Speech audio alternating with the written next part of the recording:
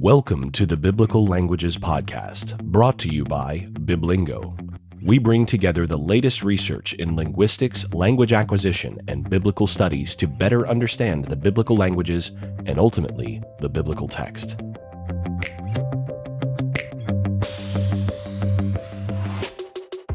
As always, this episode is brought to you by Biblingo, the premier solution for learning, maintaining, and enjoying the biblical languages. Visit biblingo.org to learn more and start your 10-day free trial. Welcome to the Biblical Languages Podcast, brought to you by Biblingo. My name is Kevin Grosso, and today we will be going over the grammar of Christmas. This will be similar to an episode I did earlier in the year about the grammar of Good Friday or Easter. So we will go through some passages and discuss some of the exegetically significant aspects of some Christmas passages. Okay, so first we will go over Matthew 1:23 and Isaiah 7:14, Jesus as the Emmanuel. Next, we'll go over Luke 2:1 to 24. We won't go over all those verses, but just pick out a couple of points in there, and we'll ask the question, in what circumstances was Jesus born? And third, and finally, we will go over Matthew 2, focusing on 1 through 16 and verse 25, and we will ask questions about the Magi, or however you want to pronounce that, as well as what it means for Jesus to be a Nazarene. And then finally, we will go over some conclusions. So in this first part, Matthew 1:23 and Isaiah 7:14, Jesus as the Emmanuel. I will say that I already did a video on Isaiah 7:14 earlier in the year. It was a response video to Dan McClellan. You can go check that out. There will be definitely some overlap between this and that, but we'll go over some other things. Really, what I'm trying to do here is answer some questions about the use of Isaiah 7:14 in Matthew 1:23. So there's all kinds of other questions we could ask about what does Isaiah 7:14 mean in Isaiah 7 and in Isaiah as a whole. Those are different questions, related but different, and I'm not really going to touch on those. What I want to touch on is how Matthew uses this verse and what it means for us in how we read his gospel. So there are some difficulties with the text, and what I mean when I say that is that there are different ways that some parts of this text have been interpreted, and there's been all kinds of discussion about the best way to interpret them. The biggest discussion probably has centered around the meaning of this word, normally translated virgin in most English versions, particularly in Matthew's gospel. So I'll read the Hebrew for you and then discuss some of the details. So in the Hebrew it says, Lachen yiten Adonai hu lachem ot. Hine ha'alma hara veyoledet ben. Vekarat shmo Emmanuel. Okay? So the first question is, Hine ha'alma, behold, the what? The alma is what the Hebrew is. What does this refer to? In the Septuagint, we have iduhe parthenos. So parthenos is the normal sort of word for virgin. There is another word for virgin in Hebrew, betula.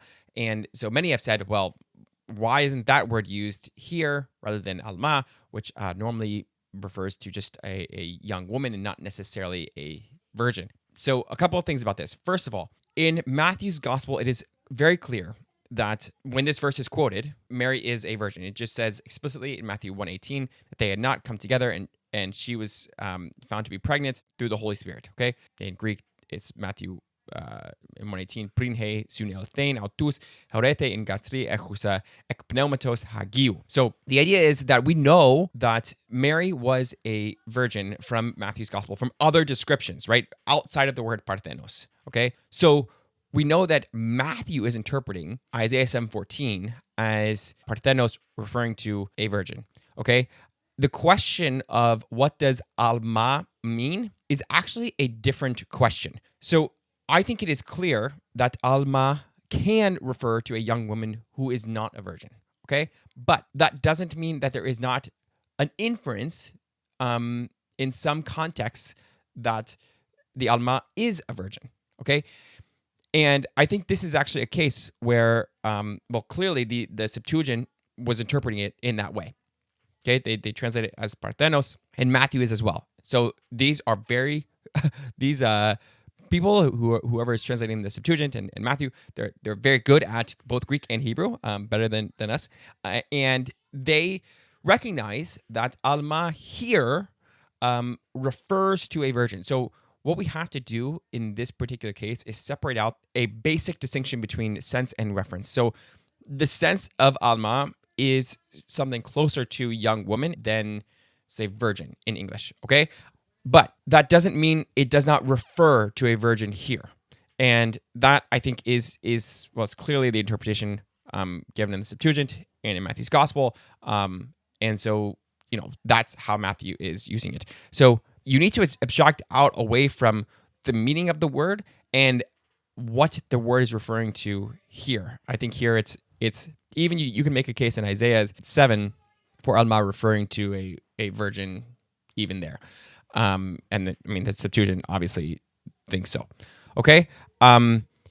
So there's a big, long discussion on Alma. There's many people have written on it. You can go check that out. I know Christoph Rico, my old Greek teacher, has a big thing on it. You can go check that out. He goes through all the data and whatever. So you can look at that if you would like. Next, so hine ha-alma hara veyoledet ben. So another question, and this is actually something that Dan brought up, is when does this hara veyoledet ben happen? Dan points out that hara is an adjective, yoledet is a participle. They're very similar. You could kind of analyze them both as sort of adjectives. But what's important here is that they're both used predicatively. Dan says that both of these should be interpreted as present. And indeed, if I were to say that the virgin is pregnant or the young woman is pregnant, I would say ha'alma hara. I mean, that's how you would say it. However, that doesn't mean that it, again, means that here. So very interestingly, the Septuagint has a future verb for both hara veyoledet. It says en gastri hexe, that's future of echo, and kai texetai. So that future is translating yoledet. Okay, so the point here is that the Septuagint is understanding these as future events. You actually have a parallel construction in Judges 13:5. With the prediction of Samson's birth. So this is to Samson's mother. The angel says, Ki hinach hara veyolad ben. Very, very similar, almost identical to what we have in Isaiah 7:14. Again, in the context, is clearly referring to a future event. She wasn't pregnant yet, and she was certainly not in the process of giving birth. The Septuagint has Hoti idu su en gastri hexes kai texe huion. Again, same construction that we see in the Septuagint of Isaiah 7:14. So, what does all that mean? And why do we have these forms here, the adjective and the participle? So, an important point is that, again, you don't necessarily need a future verb to refer to a future event. And in fact, you could argue, and I would argue, that Hebrew, strictly speaking, does not have a future tense. The Yictol form is not future. There are clear past and present examples. So, it has a form that's used for the future. And this form as well, the participle in yoledet and the adjective, can be used to refer to a future event. And it can in English as well. So I'll give an example. In English, I can say, I am moving to Florida when I retire, which is not true at all, but I can say it. And you understand exactly what I mean. I am moving to Florida is a present progressive. I am moving, okay? And if I were to say, I am moving to Florida tomorrow, or let's say today, or right now, I would say, I'm moving to Florida right now. Like, I'm in the process of doing that. But I can also say, I'm moving to Florida when I retire. And when I retire could be 50 years from now. And there's really no restriction on the length of time that occurs between the event and my use of the participle in the present moment for this kind of construction. Okay, so some people have said this about both the English and the Hebrew construction, that this means like imminent future. That's not right. We have data to show otherwise. What this kind of construction is used for is for planned events. So I am moving to Florida when I retire. The reason why I can say that is because I have already planned to do that. You can say things like, the Hawks are playing the Knicks tomorrow. Again, same kind of thing. We know that they are playing the game. It's scheduled or something. I don't think that's actually true, but and so we can say that. We cannot say the Hawks are beating the Knicks tomorrow or winning against the Knicks tomorrow, because you don't have the ability to plan future wins. So the reason why that's odd is because of the kind of predicate, win or beat, doesn't work to plan it for the future, okay? So what that tells us, again, is that this kind of construction is for planned events. So this fits perfectly with both the Judges and Isaiah context. God is predicting someone's pregnancy and birth of a child. And that prediction, by virtue of it being a prophetic announcement, is a plan. It's God's plan. And so in the text, we have this construction with the adjective or participle to refer to a planned future event, okay? You can actually do the same thing in Greek. You could have translated it in Greek with this sort of construction in the present tense. There are clear examples, again, in the New Testament and Greek literature in general with this construction. But for whatever reason, there's future verbs in the Septuagint. But that clearly shows us that they're thinking of a future event, okay? So the Alma, probably referring to a virgin here, is going to be pregnant and give birth to a son in a planned future event. The next sort of big issue is vekarat. So this is often translated you or she will call his name Emmanuel. So the reason why you have you or she is because vekarat, the form itself, looks like a second person feminine singular. So if you just look at your standard introductory Hebrew textbook, this would be the form for you speaking to a female. Okay, vekarat shmo Emmanuel. However, what's weird about this is that the Alma was referred to in third person just in the previous clause. Alma hara ve'oledet ben vekarat. So then, you would have to turn from speaking of the Alma in third person to addressing her. Vekarat, you will call his name Emmanuel. You could do that, like in theory, in some translations, some English translations have opted for that. Or you could say that this is an archaic third person feminine singular verb. And this is a viable option. We know that this is the archaic form from language like Akkadian. And we have some examples of this in Biblical Hebrew as well. In fact, with this verb or related verbs. So the idea here is that this would then be translated, vekarat would be she will call his name Emmanuel. And this would make sense. We just refer to the Alma in third person. Picking that up, we would say she will call his name Emmanuel because she is the one who's giving birth. She would be the one to name him. Okay? So in the Septuagint, again, this is something that Dan discusses. In the Septuagint, it says, kai kaleses to onoma autu Emmanuel. So Septuagint is just translating it exactly how you would expect in an introductory Hebrew class. Vekarat, that's the second person feminine singular form. We have a second person form, kaleses, in the Septuagint. Okay. However, in Codex Sinaiticus, which is one of the oldest manuscripts for the Septuagint, we have kai kalese to onoma autu Emmanuel. So this would reflect in Hebrew vekara in third person masculine singular with no tav on the end. Okay. What's interesting about this is that in the Dead Sea Scrolls, in the Isaiah scroll, we have this reflected. It says vekara shmo Emmanuel. Okay. So what does this mean? In this case, again, the Alma was just addressed. Alma hara ve'oledet ben vekara shmo Emmanuel. Who is the one who will call his name Emmanuel, right? He will call his name Emmanuel. It's probably not the baby, like he would call himself Emmanuel, because babies normally don't name themselves. So here we have to appeal to Biblical Hebrew grammar in general and how the third person masculine singular form works. So this form can be used. There are plenty of examples where it is used for an impersonal construction. So something like impersonal you in English. So I can say something like, you can see the Temple Mount really well from the Mount of Olives. Okay. And I'm not talking to you in particular, just you is being used as a generic person.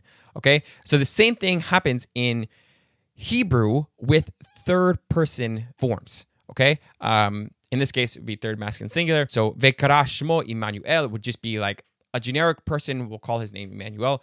In other words, people will consider him to be Emmanuel. Okay. That would be the sense of that kind of reading. So we see that reflected in the Isaiah scroll from Qumran. And the Codex Sinaiticus is probably dependent upon a version like that. Okay, so then we come to Matthew 1:23, and we see something different. It says, "Kai kalesusin to onoma autu Emmanuel." So this is kalesusin. We would expect in Hebrew vekaru with the third masculine plural or third plural form. Why would you have a third plural form? Well, this is really an identical meaning to the Isaiah scroll from Qumran.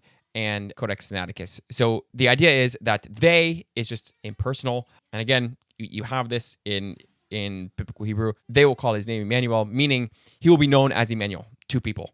Okay, so Matthew changes the form of the verb, but not the meaning that's reflected in the Dead Sea Scrolls. The Septuagint and the Masoretic text are operating both under a different textual tradition. So if you look and you see it in the Masoretic text in your Hebrew Bible, it's Isaiah 7:14. You say, oh, this is different than what we have in Matthew's version. Matthew's version in Matthew 1:23 for "and they will call" is an attested version outside of his text, right? In terms of the meaning being given to it in very early sources, okay? So Matthew's not just making this up. He's probably pulling from a different text, just like Codex Sinaiticus, again, Dead Sea Scrolls, Isaiah, and he is clarifying who is going to call his name Emmanuel. It's people in general, okay?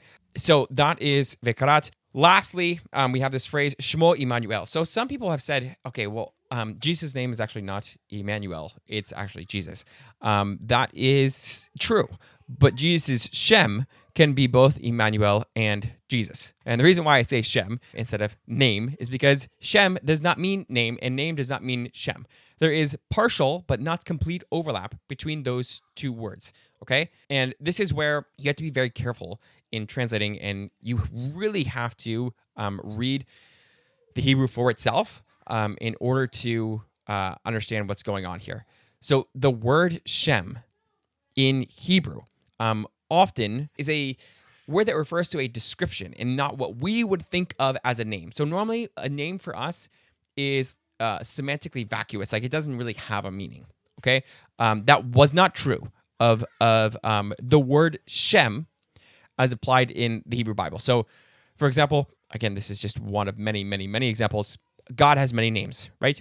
Va'era el Avraham, el Yitzchak, ve'el Yaakov, be'el Shaddai. So this is God speaking, I appeared to Abraham, to Isaac, and to Jacob, be'el Shaddai, as El Shaddai, okay? Ushmi, Adonai, or Yahweh, this is the divine name, lo nodati lehem. So apparently, Abraham, Isaac, and Jacob knew God as El Shaddai.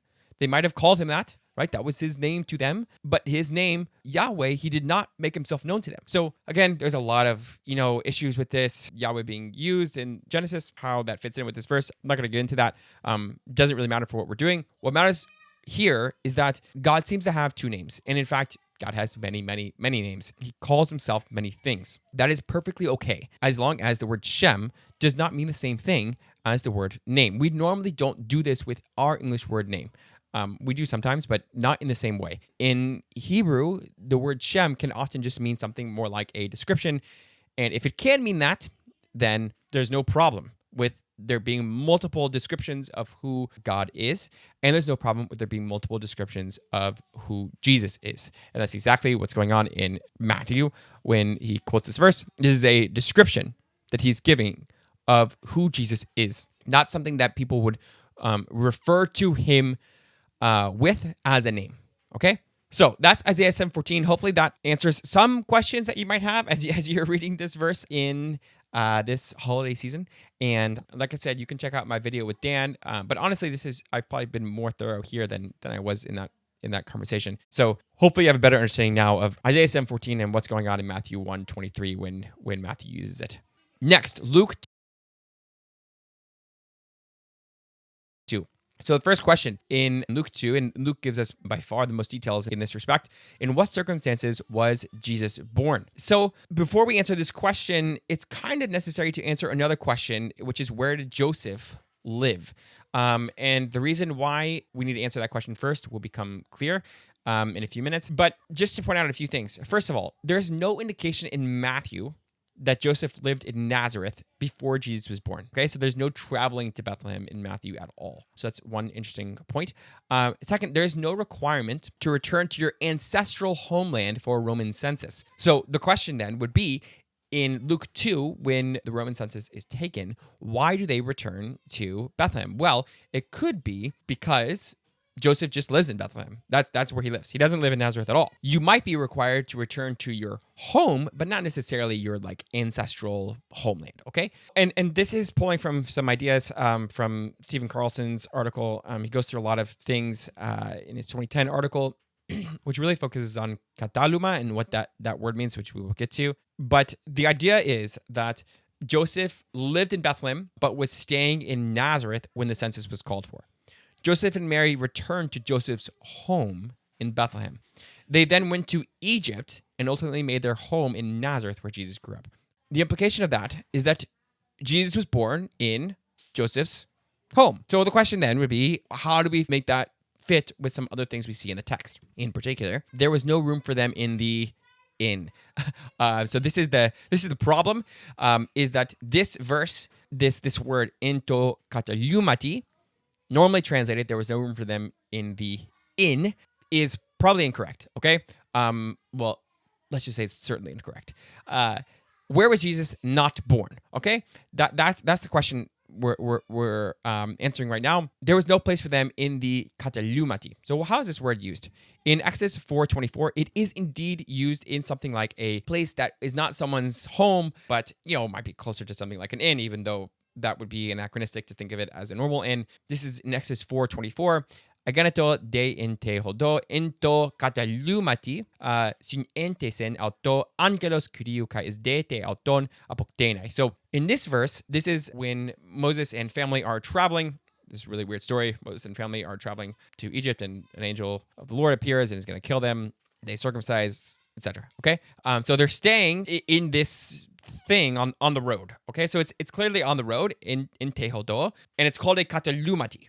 Okay, so here it's not clear that it's like a public inn. Okay, but it is clear that it's on the road. It's not your own house, and it's a place where a guest might stay.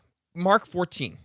Now this example clearly shows that this word does not, in and of itself, mean like public inn. And in fact, there is a different word for that in Greek, and it's just not the one used here. So this is the disciples going to the owner of the house to ask to prepare the Passover in this person's house, okay? This is what they're told to do. Epate to oikodespote. So this is the owner of the house, or the master of the house, okay?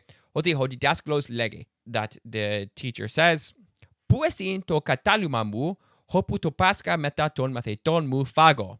Where is the kataluma, or my kataluma, where I might eat the Passover with my disciples? So here, they're asking the owner of the house where the kataluma is in his house. Like, this is clearly not a public inn. So in this case, this is a guest room. The upper room, right? It's the spare room of someone's house, okay? This would fit with Exodus 4:24 if we understand katalumati, ento katalumati, to just refer to someone's guest room that they found on the road.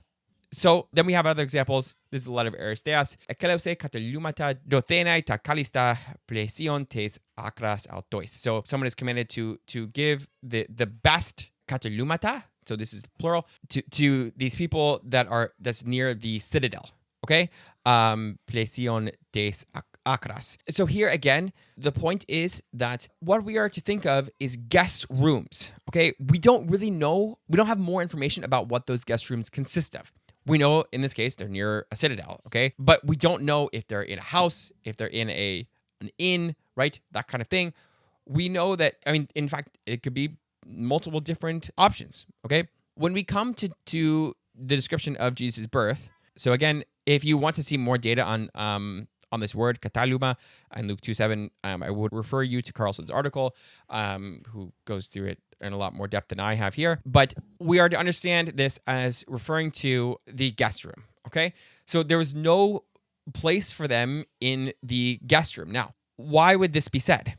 It could be that if they were in Joseph's house, they have people staying in the guest room. So the idea is that they're coming back from Nazareth, and they would think that they would stay there, but in the guest room, but someone else is already there.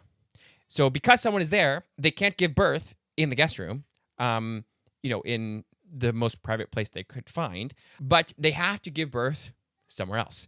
Okay, and this is where we get the enfatne, in the manger. Jesus was placed in a manger. Okay, and that tells us something about where he was born. Again, most depictions of this put you out in the barn, in the field, and Jesus being in this large wooden barn structure. That's just not the case. It's not how it worked back then. So the question is, where would they have put the manger? This is so I'm going to explain this to you.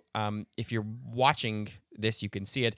If you're listening to it, I will explain it. So this is a picture of a typical village home in Palestine with an attached guest room. This is from Ian Paul's blog. Jesus wasn't born in a stable, and that makes all the difference. So if you go to Bethlehem, there are a lot of caves, okay? And in fact, under the Church of the Nativity, the traditional site where Jesus was born, and it is actually a pretty solid site in terms of possibly being the location of Jesus' birth, there's a cave, okay?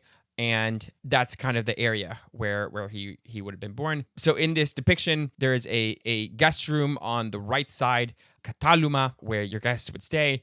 And then there is a family living room. And the family living room is connected to the stable. So the stable would have been, this kind of cave area where the animals would have been kept. They would have been kept inside on a normal day. And then there would have been stairs above the cave area where the animals were kept, where people might sleep. Okay.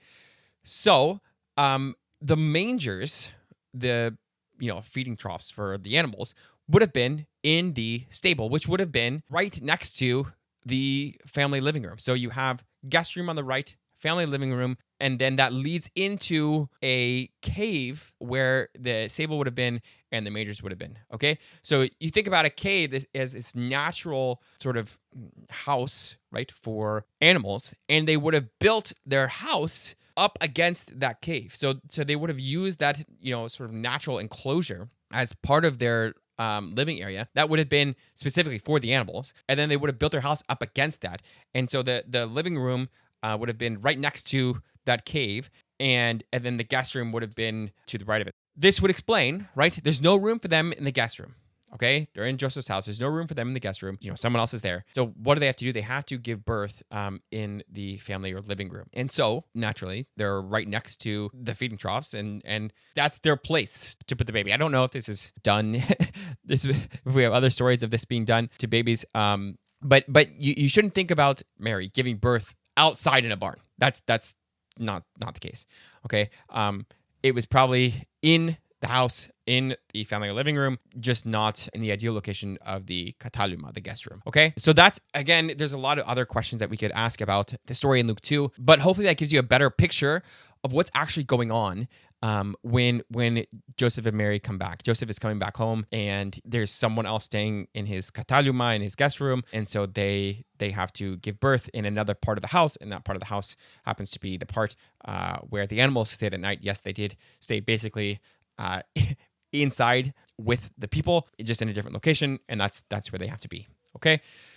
So again, it's a very different picture of what we normally see in Christmas drawings and all that stuff. Now, Luke 2:24. This is another point that is often brought up during this time. This is Mary and Joseph bringing 2 turtle doves and pigeons for the offering. So let me just set it up with the question first. Why did Mary and Joseph bring birds as sacrifices, and what does that tell us about their socioeconomic status? So in Leviticus 12:8, we have purification for childbirth. And it says that if someone is not able to afford ve'im lo timtza yada de se, a lamb, v'lakcha shte torim o shne bnei yonah, echad le'olah ve'echad lechatat. So you should take 2 turtle doves and 2 pigeons, one for the burnt offering or whole offering and one for the purification offering. So Mary and Joseph don't have enough money for the for the lamb. They bring the birds. Now, what is often said about this is that Mary and Joseph were therefore poor. Just to point out, logically, that is not necessarily the case, okay? We know that they are not rich enough to afford a lamb, okay? We don't know how many people were rich enough to afford a lamb, just from this description. So we don't know Mary and Joseph's absolute status in terms of how many resources they had. We know their relative status. They weren't, rich enough to afford this. Okay. So the question would be, well, was it common to be able to afford a lamb? This is again just from a commentary actually from 1909. Plummer, it says, only well-to-do people offered a lamb and a pigeon. Neither here nor elsewhere in the New Testament have we any evidence that our Lord or his parents were among the abjectly poor. So this commentary was from, over 100 years ago. And he says only the well-to-do people would have offered a lamb. So what that suggests is that Mary and Joseph were not necessarily poor. They could have just been middle class. It would have been rare for people to bring a lamb, right? That's the idea. So we don't have, again, any indication that Jesus was like particularly poor. He was probably just very normal in this respect anyway. His dad had a job, like we know that. And they're able to afford, some sacrifice. So they bring the one that most people brought. So just to point out this about the circumstances in which Jesus was born. Certainly, they were humble circumstances, but he probably was with family, and he probably wasn't born into, sort of like abject poverty. It was probably a very normal first century Jewish family. Okay, that's the picture we get of Jesus being born in his father's house before they move eventually to Nazareth. So that brings us to Matthew 2. This is the other big account of Jesus' birth. I have labeled this, the three Eastern guys come to the Nazarene. Why do I say the three Eastern guys? Well, that's what the Magi are called, or Magi, or Magoi. So this is what we have in Matthew 2. Tude Iesu genethentos en Bethlehem tes Iudaias in hemeras Herodu tu Basileos. Idu, Magoi apo Anatolon paragenonto es Hierosolima. So, behold, Magi from the east arrive at Jerusalem. Okay, so this is when Jesus is being born in Bethlehem in the days of Herod the king. So who are these people? Balaam, interestingly, is called a magos in Philo and is from the east or Mesopotamia. Again, apo Anatolon, just like are Magi in this story. So just to point out, there aren't necessarily three. Okay, we don't know how many there are. The reason why we infer three is because there are three gifts.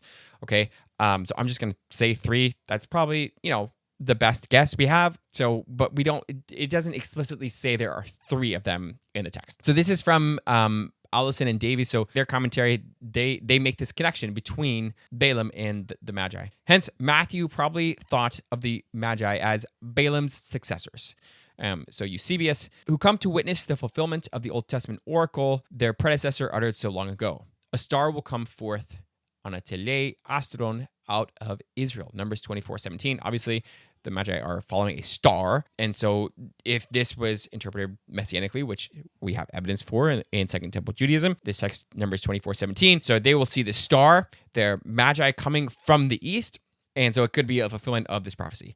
Again, they say he will rule many nations. And that's the Septuagint version of Numbers 24:7. So this would fit, right? And I think this is definitely something that Matthew is probably doing. He's probably connecting the Magi with Balaam, right? In this sort of prophecy, seeing the star, being a ruler over nations.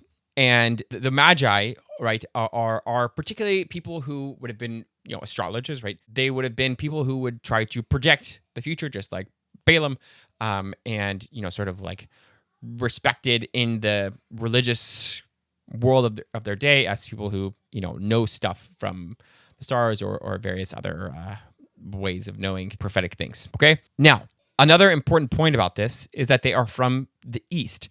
So this is important biblically because the east is often associated with bad things. They're called Magi from the east. Matthew makes a point to say where they're from. This word Anatole is actually repeated 3 times in Matthew 2. Once in Matthew 2:1, describing where the Magi are from, and then again in 2:2 and 2:9. So in 2:2 and 2:9, it's referring. Well, I'll read it to you. Edamen gar autu ton astera ente Anatole. On the surface, this is a little bit ambiguous. So the question is, for we saw his star autu ton astera ente Anatole. Does that mean we saw his star in the east? So we were in the east and we saw his star? Or does it mean we saw his star rising? So Anatole can also mean rising. And obviously they would have been in the east when they saw it, but the whole point is in their description, they would have seen the star rising. Again, we have something very similar in Matthew 2:9. Hon edon, about the star, ente Anatole. So the question is, what does this phrase "inte anatole" mean? I think it probably does mean rising. Okay, 2 big points. One is the word east is used in Matthew 2:1. Magoi apo anatolon.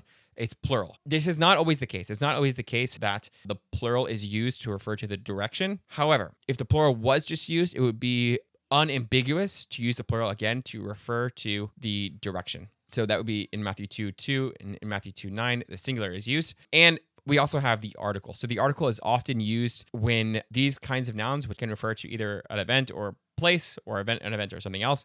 The article is often used when referring to the event. So this would make sense with, the star rising would refer to the event of the star rising and not the place from which the star was seen. That being said, either option is like technically available. We still know that the Magi are from the east, and I think that is significant. It could be stronger if Matthew 2:2 and Matthew 2:9 were to be interpreted as the Magi talking about themselves seeing the star from in the east when they were still in the east. This would strengthen the case, but what I'm about to say could use just Matthew 2:1 as support. So, the east. The east is bad in the Bible. Genesis 3:24, he drove out the man, and at the east of the Garden of Eden, he placed the cherubim and a flaming sword that turned every way to guard the way to the tree of life. So the east side of the garden is where the cherubim are placed, and they are protecting it. Okay, so that means you have to go west to get back to God in the garden. Okay, Genesis 11:2, as people moved eastward, they found a plain in Shinar and settled there. This is the Tower of Babel. So they move east, bad things happen. They build a tower, right? Babel is obviously Babylon. And so this movement east is bad. It's away from God, away from good. Genesis 11:31, together they, Terah, Abram, Lot, and Sarai, set out from Ur of the Chaldeans to go to Canaan. Where are they moving? They're moving from east to west, right? This is the call of Abraham. Again, good things going west, bad things going east. Genesis 13:11, so Lot chose for himself the whole plain of the Jordan and set out toward the east. This is right before, obviously the whole Sodom and Gomorrah incident happened. So Lot goes east, Sodom and Gomorrah, and Abraham stays west. Genesis 25:6, while he was still living, he gave gifts. This is Abraham. He gave gifts to the sons of his concubines and sent them away from his son Isaac to the land of the east. Okay, Isaac is the son of the promise. He gets to stay in the west. Sons of the concubines go east. Genesis 29:1, then Jacob continued on his journey and came to the land of the eastern people. So Jacob goes east, where he eventually, meet his wives, Rachel and Leah, and then he will come back west to fulfill the promises. Okay, so this pattern is very, again, this is just some passages in Genesis. You could go on and on and on. People are exiled to the east, Syria, Babylon. East is generally associated with bad things. There is a return to the west from Babylon back to the promised land. Joshua and company enter the promised land from the east. They cross over the river Jordan. They take a very roundabout way. They could have gone straight up from the Sinai, but instead they go around and then they come into the promised land from the east, again showing that east is bad. You get to God by going west.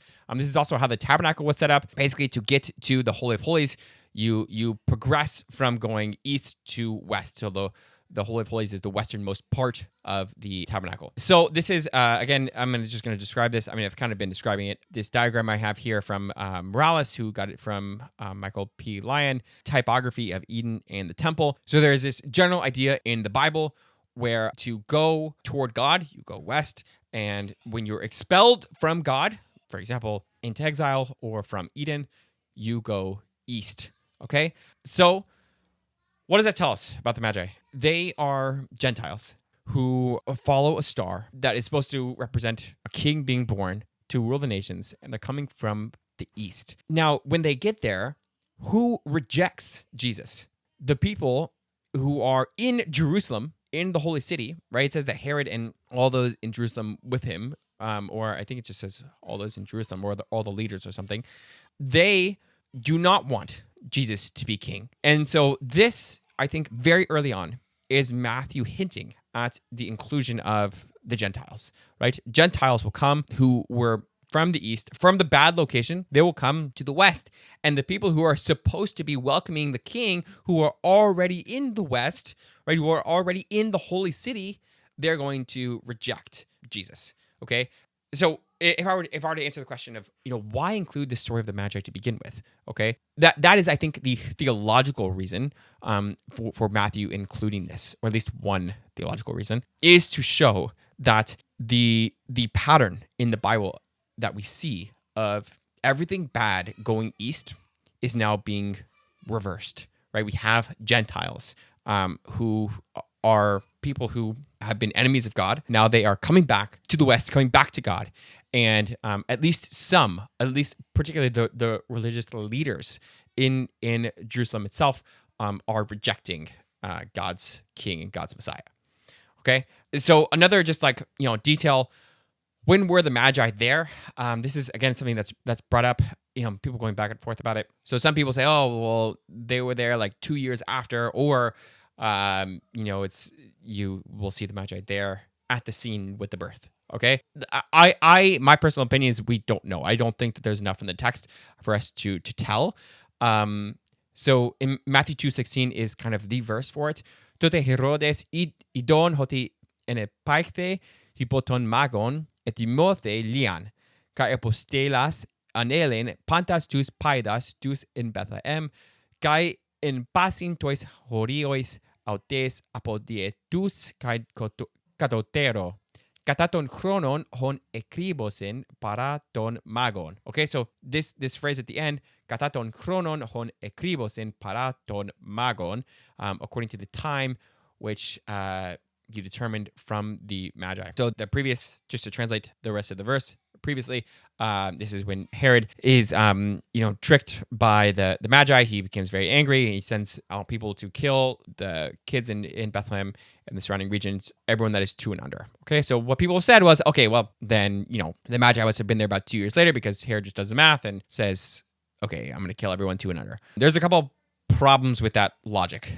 First of all, we don't know when Herod realized he was tricked by the Magi. So again, just to say, the Magi didn't actually come back through. The Magi could have come, let's say, for the birth, right? And then left, and Herod was not told until significantly later. We don't know, right? We don't know when Herod was told. So we don't know the time between when the Magi came and between when Herod realizes he has been tricked, okay? So we don't know that gap. We also don't know why Herod killed kids 2 and under, okay? Just to point out, Herod killed all kinds of people all the time, right? Herod was known to be ruthless, and so he definitely could have just been killing extra people. We also don't know how long the Magi were there. So we don't know, did they drop off the gifts and leave?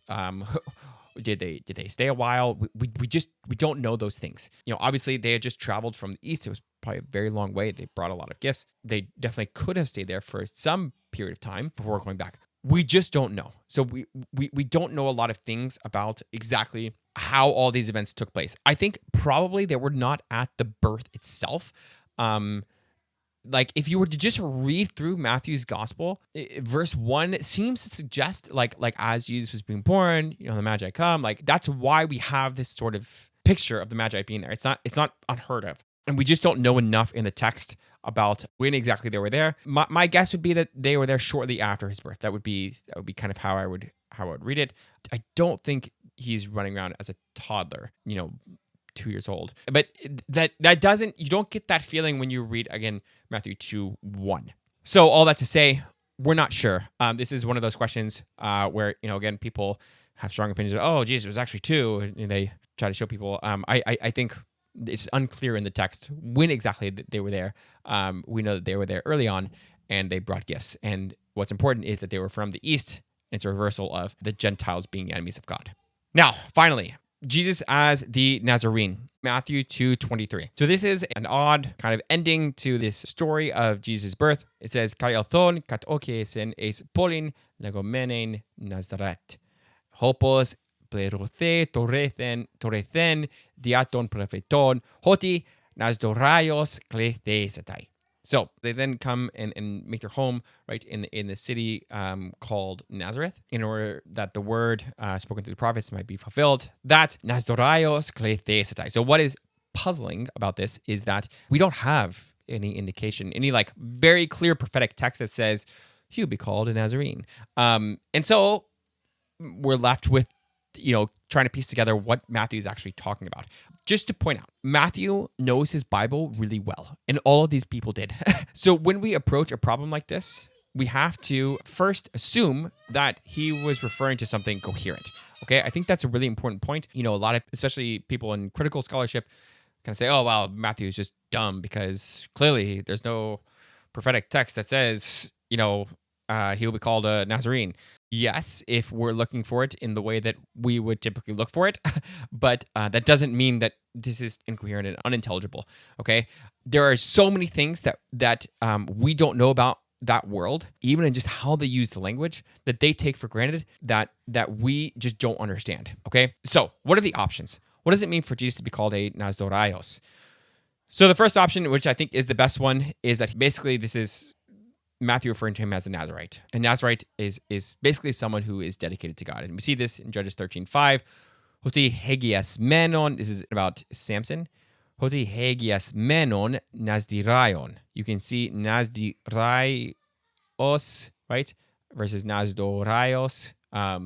Very, very similar. So this is, again, referring to Samson being predicted, right? His birth being predicted and who he will be being predicted. It says, Hagias Menon. He will be sanctified or counted as holy, a Nazarite. He will be for God from the womb.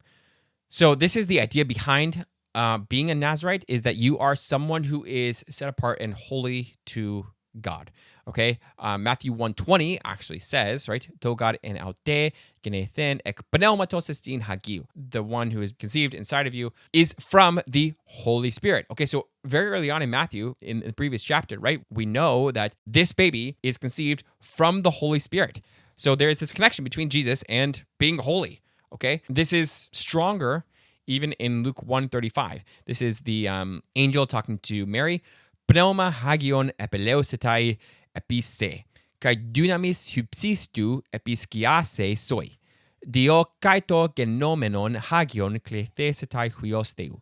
So the Holy Spirit will come upon you, and the power of the Most High will overshadow you. Therefore, the Holy One born in you will be called Son of God. Okay, so he's called Holy and Son of God.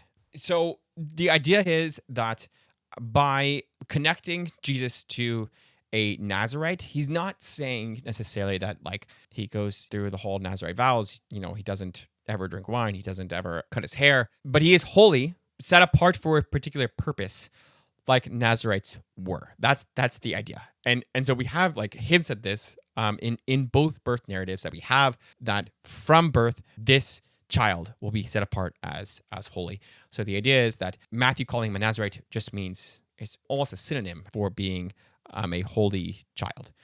The other option that's given is that this refers to netzer, a Hebrew word, v'yatza choter migeza yishai, v'netzer mi shoreshav yifre. So this is Isaiah 11:1. So here's the problem with this. When you go to Greek, you lose the obvious wordplay. When Matthew uses Hebrew words, he translates it. So we saw this even in Matthew 1 with Emmanuel. This means God with us. And that would be a very, if he's thinking that his audience spoke Hebrew, that would be one that you wouldn't really have to translate.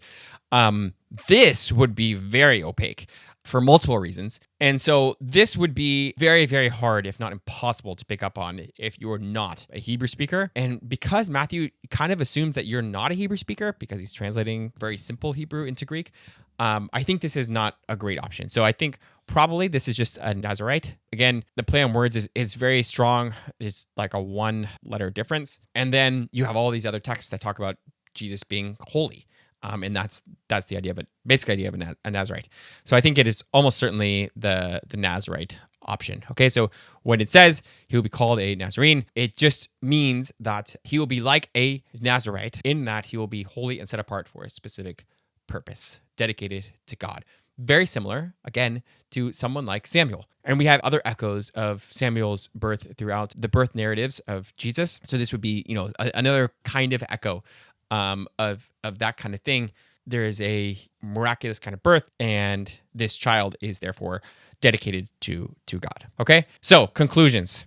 First, Matthew uses Isaiah 7:14 responsibly, even though if you look in your English versions, it might not match up between what you see translated in Isaiah 7:14 and Matthew 1:23. Second, Joseph lived in Bethlehem and came home with Mary for the census. So Joseph most likely lived, would be my position, lived in Bethlehem, then moved to Nazareth later on in order to fulfill what the prophet said, right? He would be called a Nazarene. Jesus was probably born in Joseph's family's house, but there was not enough room to be born in the guest room, so he was born in the family room where the animals would sleep at night, or near where the animals would sleep at night, because the family room was adjacent to the stable, which was built into a cave.